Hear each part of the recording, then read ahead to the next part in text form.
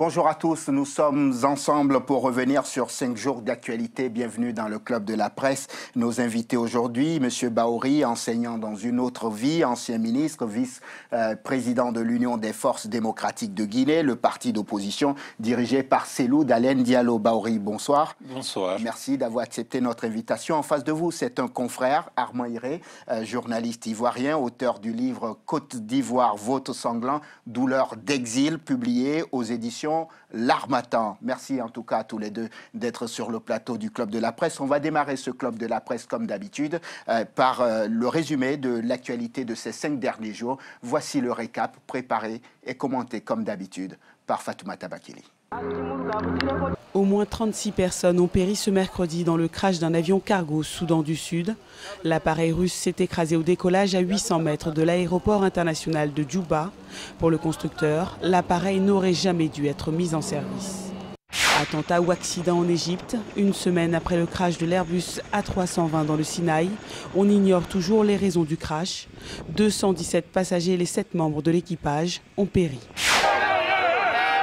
En Ouganda, l'élection présidentielle a été fixée au 18 février prochain par la commission électorale. 8 candidats sont en lice, dont le chef de l'État Yoweri Museveni, candidat à un 5e mandat. La fin des manifestations ou la prison, c'est l'ultimatum lancé par le président burundais aux manifestants qui continuent de dénoncer son 3e mandat. L'ultimatum prend fin ce samedi. Non, c'est non! Non, c'est non. Dénoncent ces femmes guinéennes à l'origine de leur révolte, le viol présumé d'une femme, filmé et diffusé sur les réseaux sociaux. Violer est une insulte à toute la nation. Je me sens concernée en tant que mère de 2 filles, en tant que maman, en tant que sœur, en tant que femme, mais aussi en tant que ministre de l'Action sociale. Ainsi va le monde. Rendez-vous samedi prochain. Monsieur Bahouri, l'ultimatum du président burundais, est-ce que cet ultimatum va dans le sens de l'apaisement ou ça peut créer de nouvelles tensions au Burundi?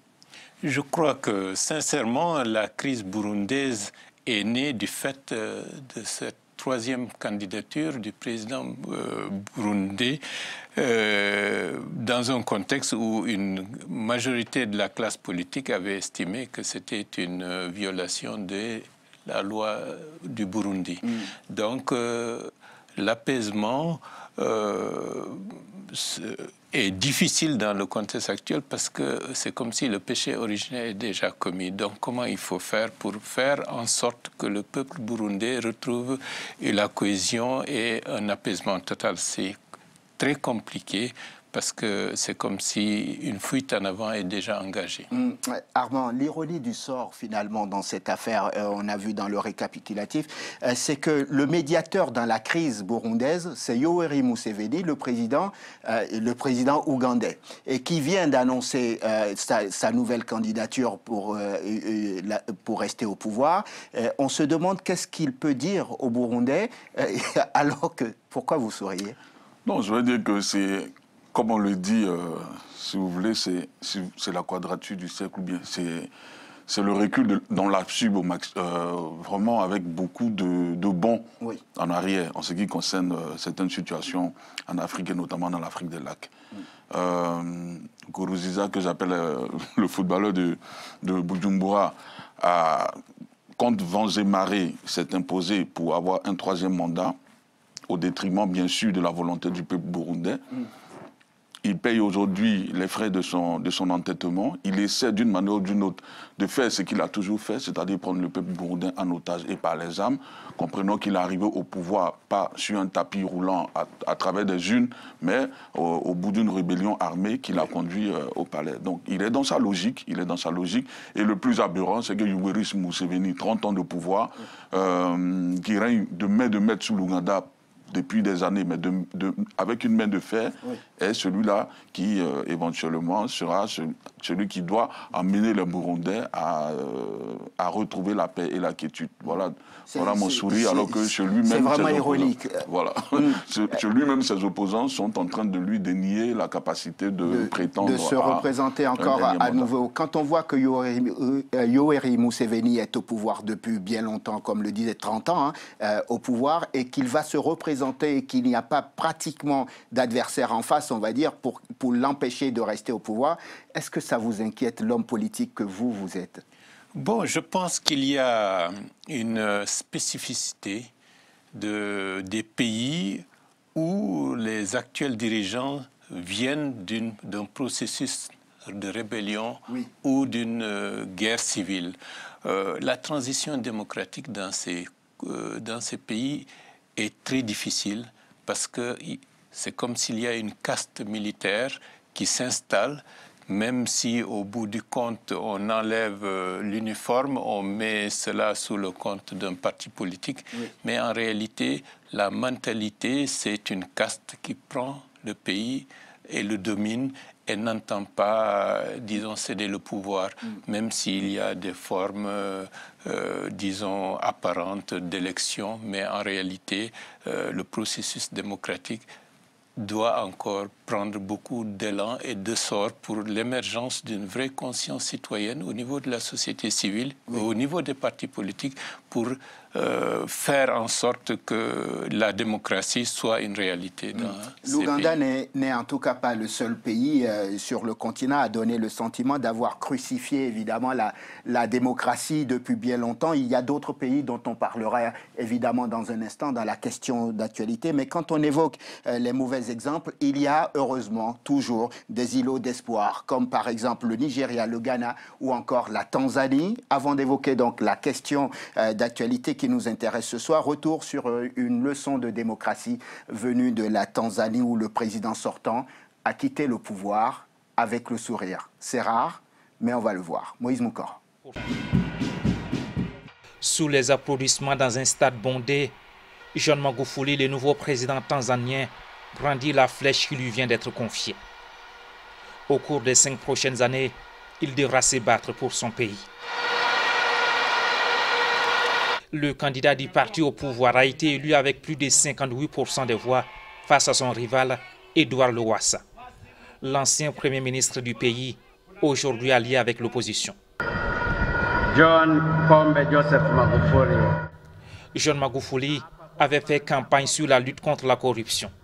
Dans son agenda, s'attaquer à la pauvreté et redresser l'économie du pays. Nous aimons Magufuli parce qu'il travaille dur depuis longtemps. Nous sommes fiers de lui et nous avons confiance en lui. Aux côtés du président John Magufuli, au cours des 5 prochaines années, cette dame, Samia Suluhu Hassan. Elle devient la première femme vice-présidente de la Tanzanie. Tout sourire lors de la cérémonie, le président sortant Jakaya Kikwete. Quelques jours plus tôt, voici ce qu'il déclarait. Vous n'êtes pas trop triste de quitter la présidence? Pourquoi je serais triste? Vous voyez, je suis très heureux. J'ai joué mon rôle, maintenant je dois passer à autre chose. Laissez venir une nouvelle équipe qui amènera le pays plus loin. Une leçon de démocratie et un discours presque révolutionnaire, au moment où les 3e mandats sont au centre des débats à travers le continent africain, et notamment dans certains pays dont les chefs d'État étaient présents à la cérémonie. Respect de la Constitution, Kikwete a donc passé la main après ses 2 mandats de 5 ans. Et c'est sous les ovations de la foule qu'il s'en va.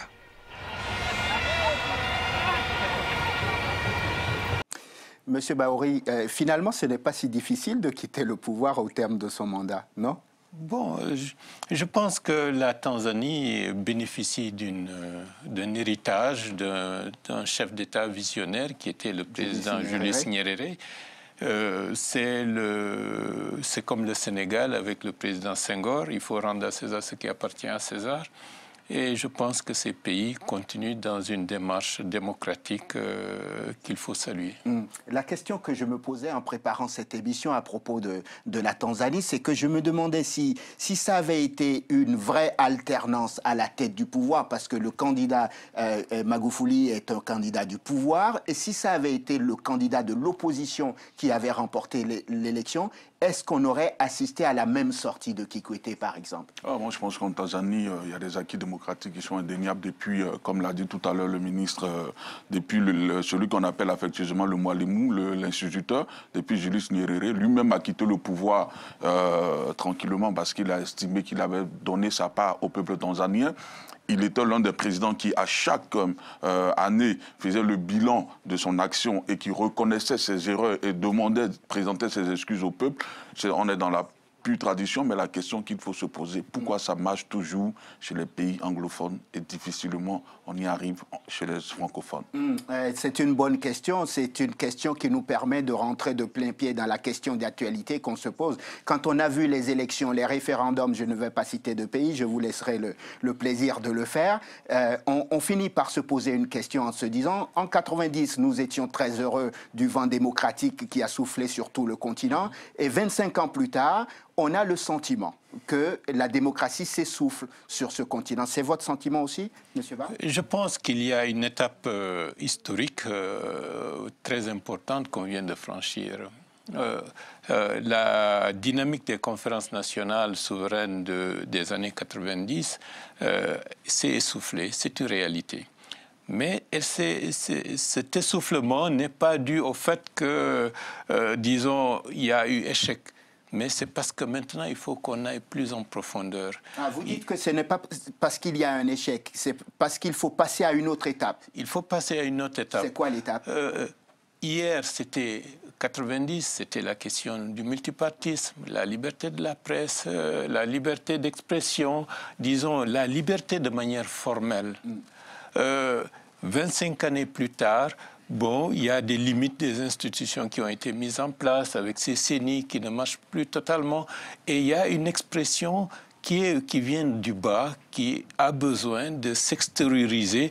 Et dans une certaine mesure, la mentalité qui présidait auparavant est restée encore dans l'esprit de beaucoup de dirigeants qui sont dans l'esprit du parti unique, dans un cadre où il y a un multipartisme officiel. Ils n'ont toujours pas intégré, donc, ils n'ont toujours pas intégré qu'on est passé au multipartisme et que de toute façon, il faudrait accepter l'alternance des règles démocratiques.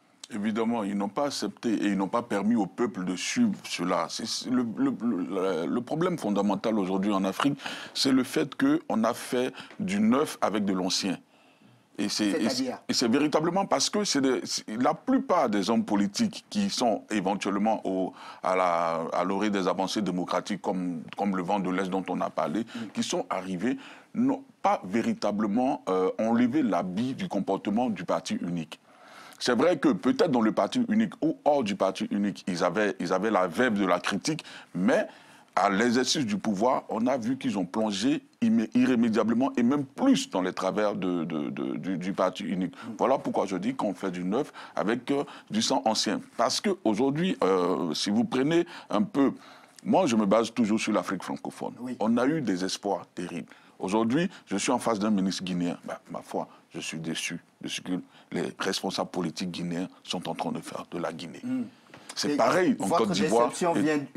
Oui, allez-y, je vous écoute. C'est pareil en Côte d'Ivoire. Les acquis démocratiques, suite bien sûr à la proclamation du multipartisme et à tout ce que cela a entraîné, à des élections éventuellement pluralistes entre Houphouët-Boigny et Laurent Gbagbo.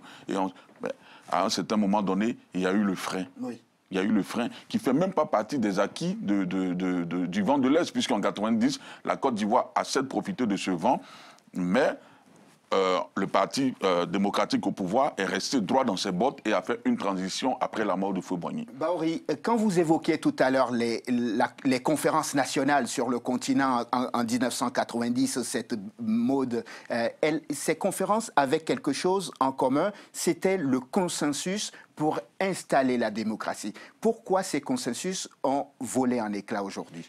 Bon, je pense que c'est très difficile de dire que ces consensus ont réellement volé en éclats. La mentalité, la culture politique, malgré ces palabres, avec une volonté d'avoir des démocraties formelles, comme en Occident, un parlement, une constitution et des partis, dans la réalité, les gens vivaient dans un environnement de parti unique. Ça, c'est le premier exemple. Le second exemple, c'est que la conférence nationale, c'était une volonté de faire en sorte que les peuples se réveillent et participent à la gestion d'une manière ou d'une autre de l'exercice du pouvoir à travers une réelle citoyenneté. Au fil du temps, l'appel à la citoyenneté de la population a été mis de côté au profit, disons, d'une dynamique qui est permanente avant les années 90 et maintenant, c'est-à-dire une dynamique néo-patrimoniale de la gestion des pouvoirs dans la plupart des États africains. Et maintenant, ces États ont atteint des limites et doivent être profondément changer ou transformer pour qu'on puisse aller de l'avant. Pour que nos téléspectateurs comprennent très bien, attardons-nous 30 secondes sur un mot, démocratie.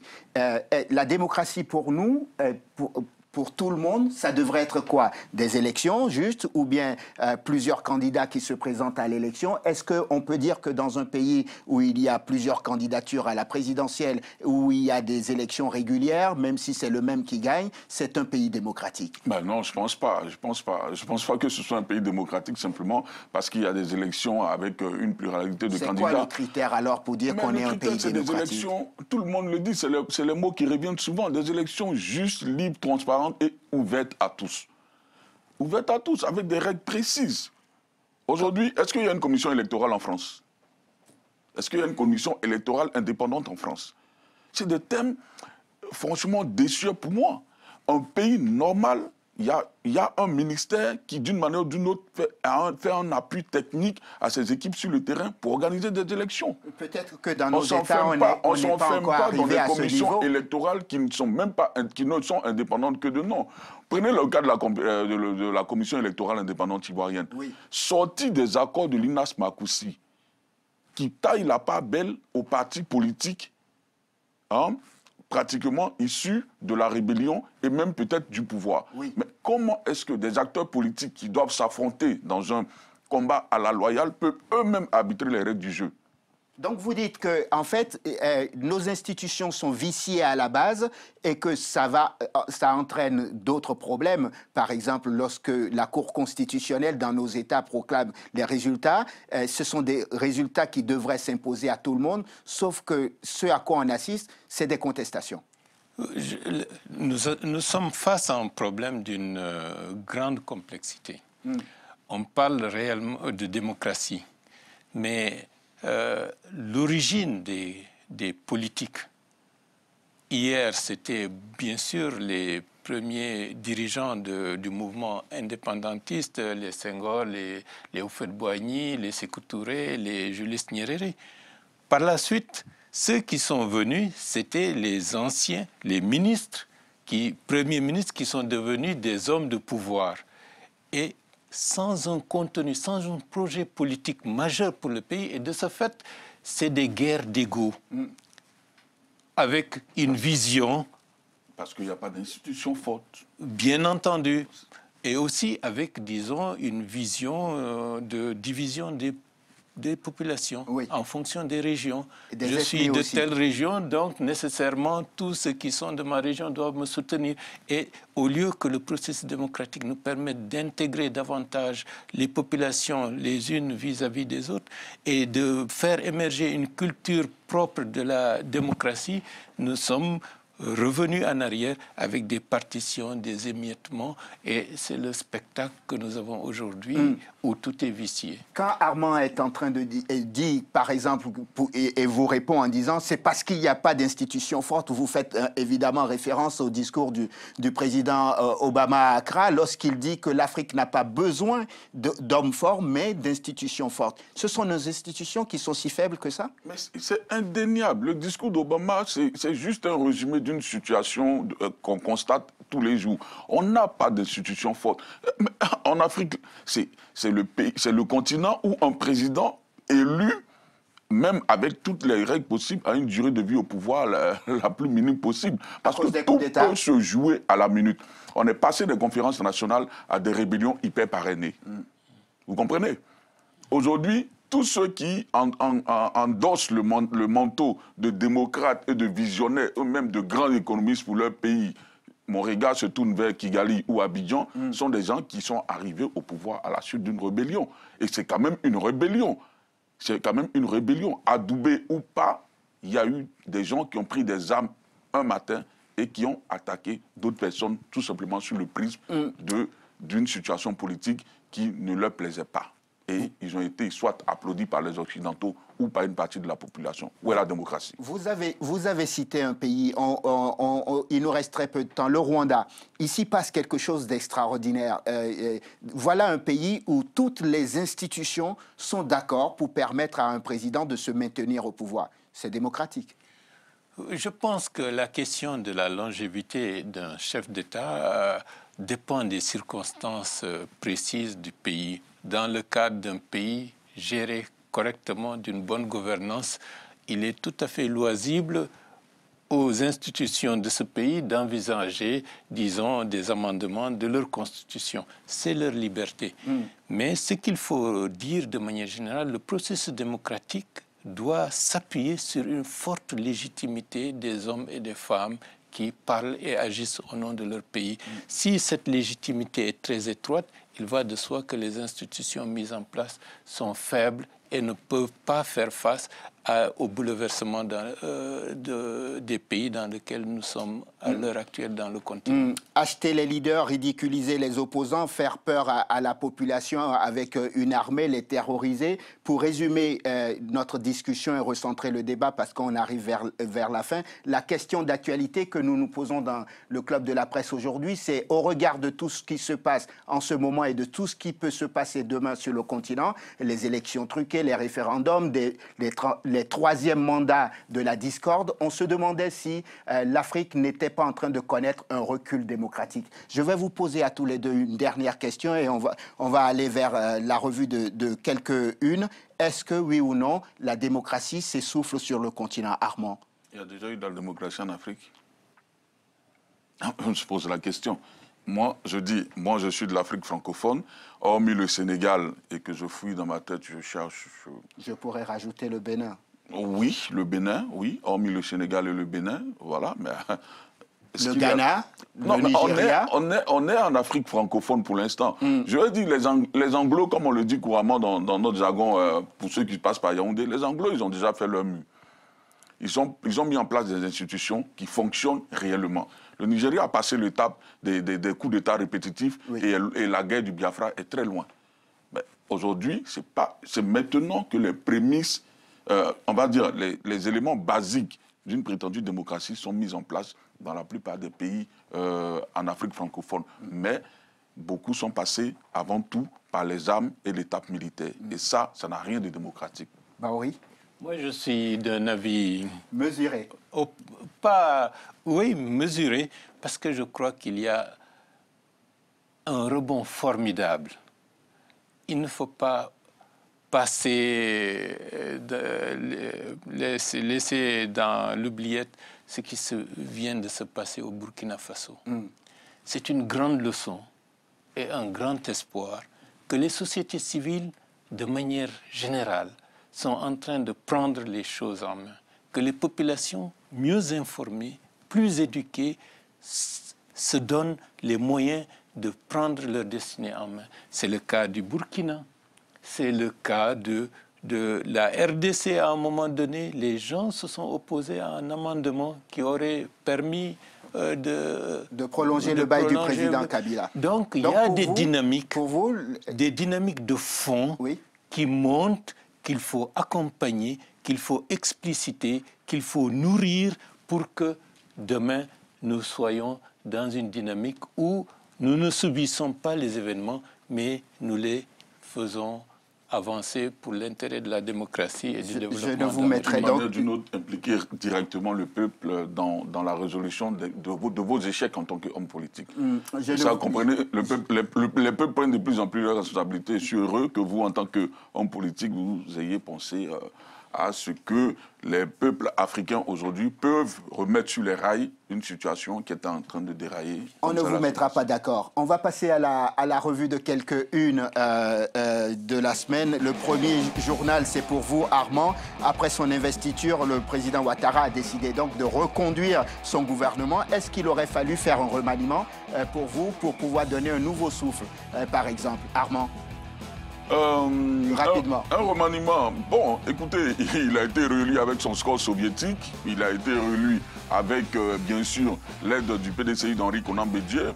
Qu'est-ce qui allait réellement changer? Au niveau des hommes, on est en train de parler d'une institution. Il estime qu'il a fait un bilan assez normal et que ce gouvernement-là est une équipe qui gagne. Mais on ne change pas une équipe qui gagne, donc il est dans sa logique. Le deuxième journal, c'est la une du quotidien Libération en France qui revient évidemment sur le crash de l'avion russe en Égypte. Le journal français explique que l'hypothèse d'une bombe à bord de l'avion est de plus en plus crédible et ce pourrait être l'œuvre de Daesh.